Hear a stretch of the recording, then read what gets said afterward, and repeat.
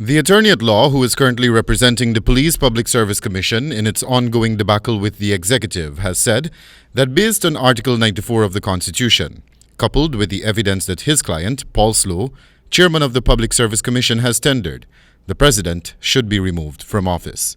The president essentially flaunted the Constitution when he suspended the members of the commission, and that's a misconduct. The Constitution is clear in Section 94 that the president can be removed from office if he breached the Constitution or he misbehaved himself in office. Article 94 of the Constitution reads that the president may be removed from office if he or she commits any violation of the Constitution or any gross misconduct. Pieters believes that there is enough evidence to effect the removal of the president from office and that process should begin forthwith.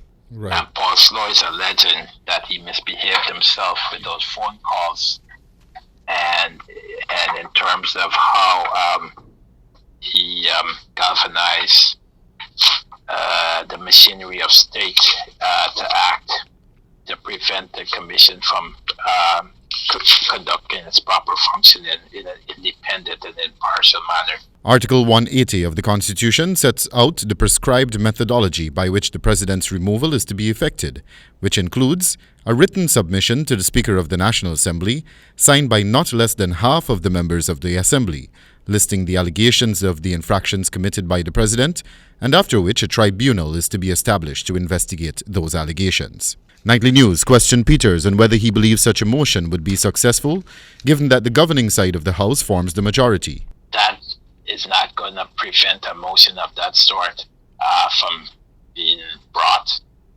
I mean, look at the situation in 2018. The call by the attorney at law follows a debacle involving the president and the Police Public Service Commission, which saw the commission's chairman, Paul Slow, accusing the president of interference into the work of a constitutionally appointed commission. The president subsequently suspended all the members of the body, even in the absence of a Judicial Service Commission, which is the body constitutionally responsible for establishing a tribunal to inquire into wrongdoings by the commission. Following the findings of the tribunal, recommendations should then be tendered to the president for him to effect the suspension or removal of that or those persons. This is according to Article 225 of the Constitution. The Commission has also been accused of allegedly receiving monies from the Ghana Police Force, a body under its purview, for a contract it entered into to review and update the current standing orders of the police force, a move the Attorney General, Anil Nandlal, describes as a conflict of interest. The Commission has accused President Ali of seeking to promote officers of his choice within the force, a duty that rests solely in the hands of the Police Service Commission. Reporting for the HGB Nightly News, Wendell Badrie.